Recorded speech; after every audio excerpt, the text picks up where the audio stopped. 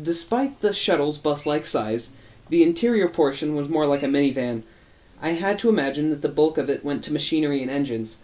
Dr. Roop sat near the navigational controls, which were numerous. Switches and levers and screens and buttons. There were flashing readouts and rolling streams of data. I guessed I was the co-pilot because Dr. Roop invited me to sit beside him. Mrs. Price sat 3 rows back to better ignore us while she read through more papers. I presumed her phone was about to lose reception. There were no windows, glass possibly being a bad idea for a vehicle that traveled through the vacuum of space. But there were high-resolution video screens in the front and back and on the sides that acted as windows. I sat, looking forward, and though I knew there was about 10 feet of shuttle on the other side of the screen, it sure looked like I was peering through glass. "So the other kids are on the ship already?" I asked. "Yes," Dr. Roop said. "I took them up yesterday." For some reason, I didn't like that they had had a whole day on the spaceship without me, but I pushed the thought aside. "You do know how to drive this thing, right?" I asked Dr. Roop. "For a simple trip like this, the navigational computer will handle the controls," he said. "But what if something goes wrong? Shouldn't there be a pilot on board?" "Things don't go wrong," he assured me. "But even if, however improbable, something were to happen, the shuttle can be controlled from the main ship, and in an emergency, I am able to operate it." I didn't love the idea of being flown around by a computer, but I knew that I had to do things the Confederation way. You don't get to be a galaxy-spanning civilization without knowing what you're doing. Or so I told myself. "It will take about 15 minutes to reach the ship," Dr. Roop said. "The navigational computers provide a very smooth ride." Everything was happening so quickly I'd hardly had time to think about it. But now I was suddenly, absolutely terrified. I was on a space shuttle of alien design about to leave Earth and board a starship. This was nuts. I thought I might vomit, or pass out, or both. "I have seen enough human psychology to tell you're anxious," Dr. Roop said. "But I assure you there's no need to fear. You could not be safer. Now give me your hand." I did, and he took out one of the cylinders that Mrs. Price had used to inject me with nanites. Then he pressed it to the back of my hand. "Sedative?" I asked. "Oh, certainly not. These are more nanites." "For what?" I asked.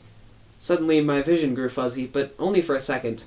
I blinked a few times, and the blurry was gone, but things were now just a little different. Dr. Roop had a vague, transparent number floating above his head, a reddish 34.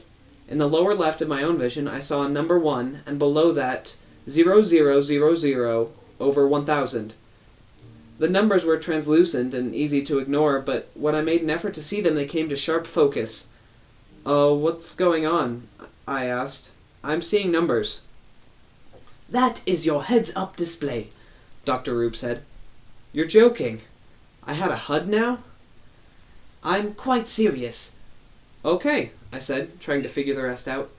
"What do the numbers mean? And why do you have one floating over your head when Mrs. Price doesn't?" "Mrs. Price is not wired into the Confederation's system of personal growth and expansion. You and your fellow delegates are. You asked before how your species' compatibility with the Confederation would be evaluated. In our culture, we believe that learning, striving, expanding your abilities, curiosity, and wisdom, all of these things have merit. From the formers, our great progenitors, we have inherited a system whereby an individual's achievements are recognized, and so become the basis for further improvement. The nanites in your system have already quantified your attributes in numerous categories, and they are also capable of measuring how well your actions and accomplishments move you towards certain goals, valued across the Confederation. These successes, based on their complexity and difficulty, are represented as a numerical value. There are certain set values, and when they are reached, you are rewarded by having abilities of your choice augmented through nanotechnology." I took a moment to process all of this. "So the zeros are my experience points," I said. "And the 1000 is how many points I need to level up?" "Correct," he said. "And when I level up, I get skill points I can use." "Correct again," he said. "We have the technology to increase our abilities in ways that exceed our biological limitations, but in order to prevent this technology from being abused, those augmentations must be earned through accomplishments and benefits to all society." "I can't believe this!" I shouted. "It's like I'm living a video game."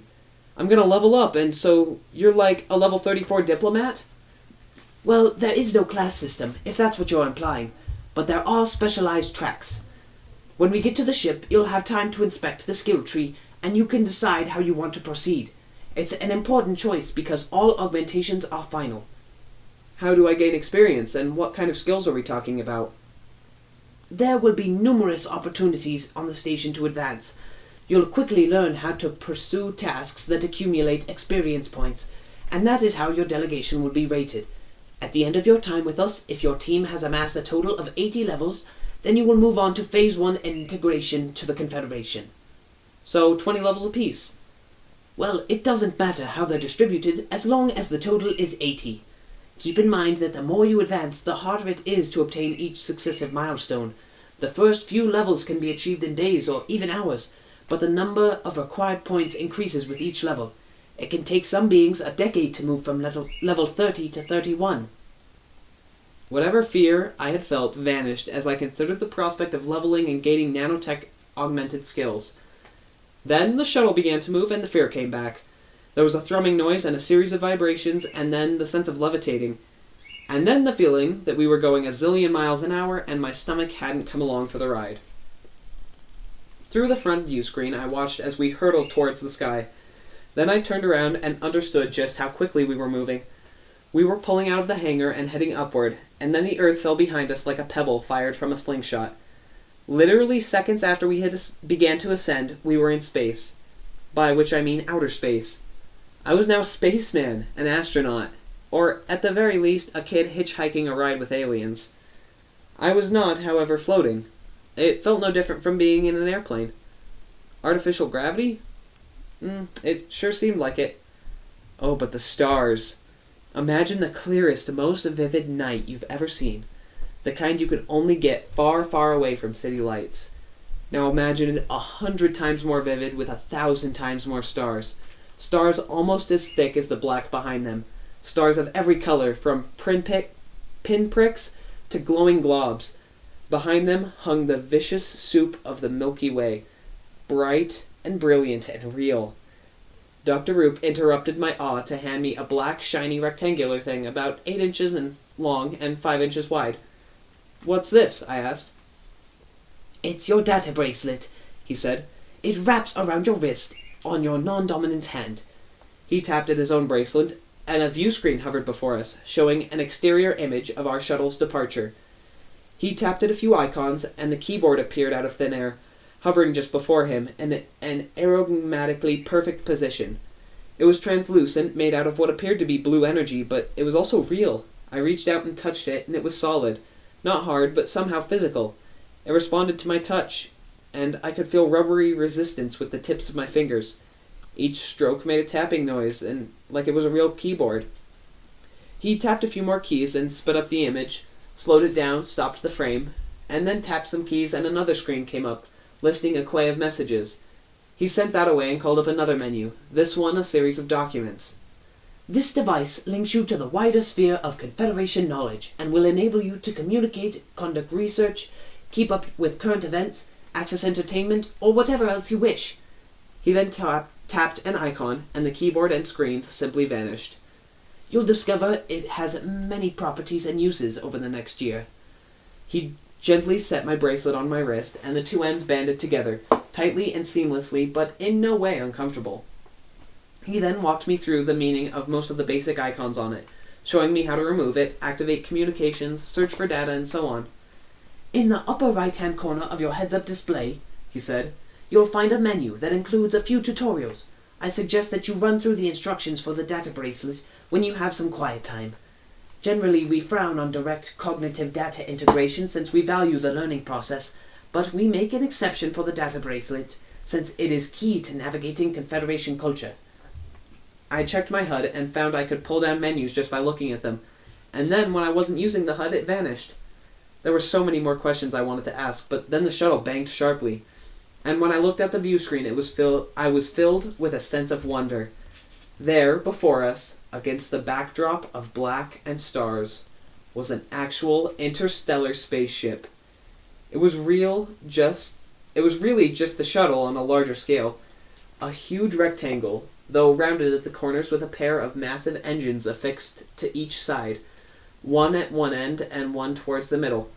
There were no windows, but the outer hull was made of dark metal, the same near black as the nanite injector.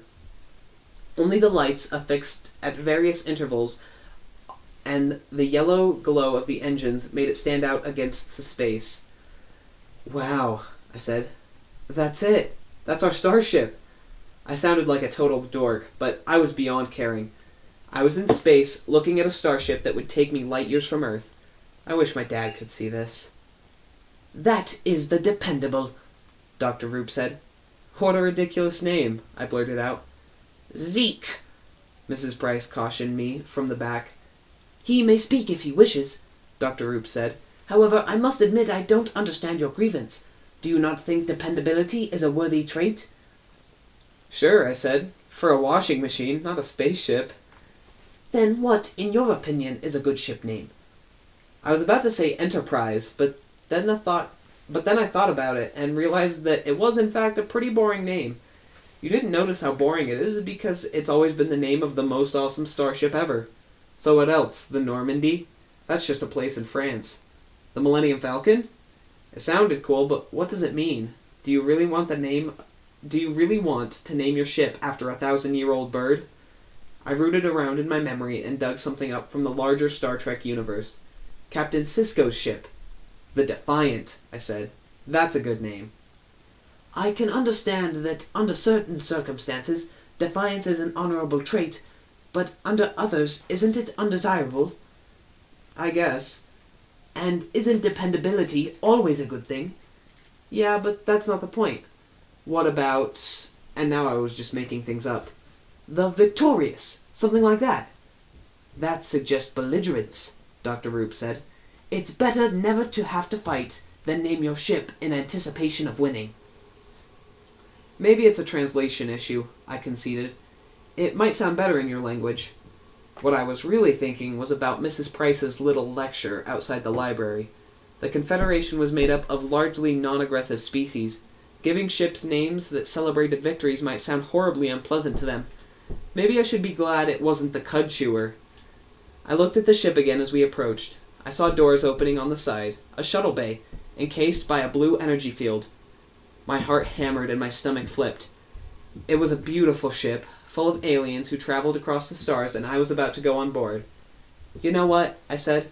"I changed my mind. I think Dependable is a great name."